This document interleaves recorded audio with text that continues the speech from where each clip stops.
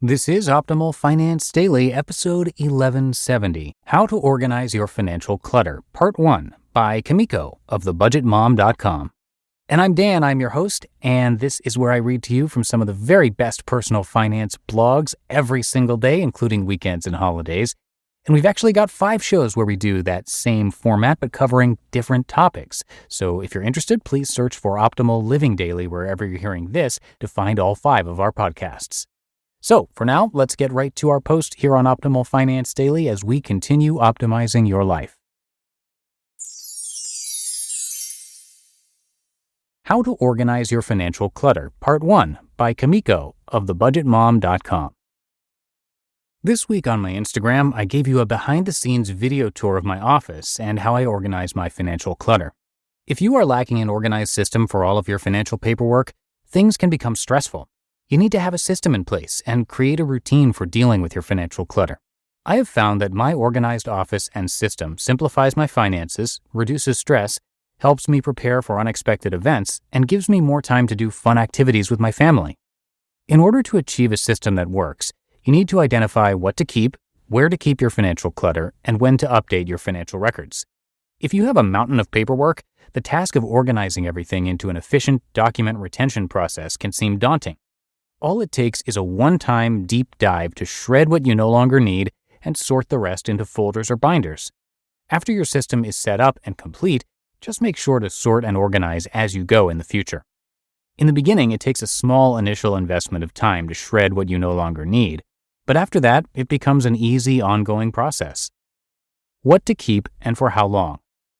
In the beginning, you need to explore and read through the documents that you have and figure out what they mean. I tend to be a hoarder when it comes to paper, so I really have to ask myself, what's the worst thing that can happen if I throw this out? Can it be replaced if I do end up needing it? Is it something that I might need later? Make sure to keep your space limitations in mind.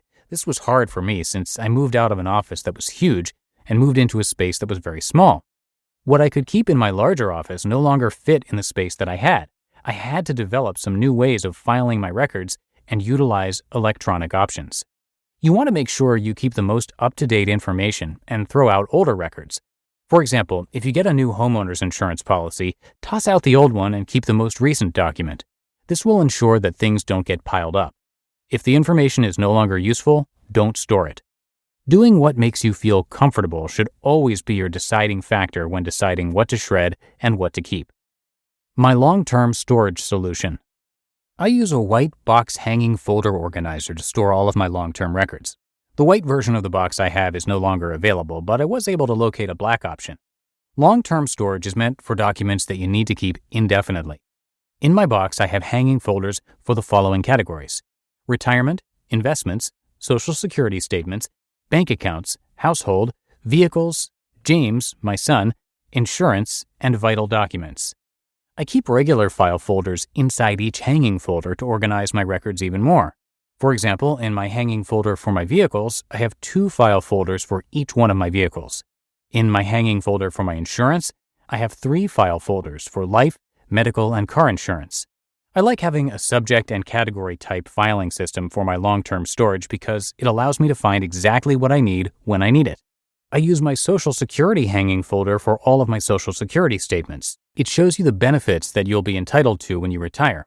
It's important to check your Social Security statement so you can accurately assess how much income you'll need in retirement. I like to check my information and request a statement once a year. You can create an account and request statements by clicking on the link in this post.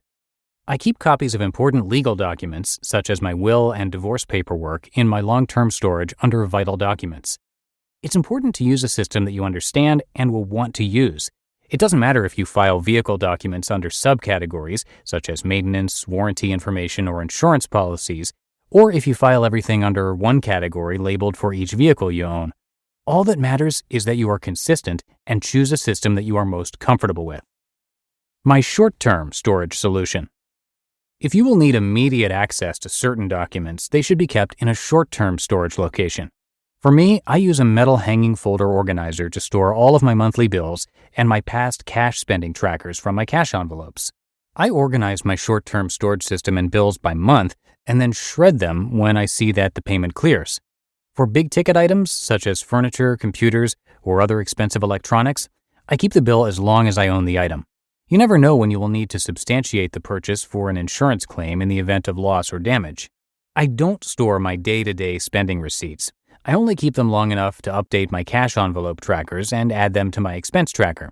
Since I use the cash envelope method for budgeting, I don't use a debit card for my variable spending, which means I don't have to worry about making sure the correct amount came out of my checking account. Once the receipt is on my trackers, I shred them.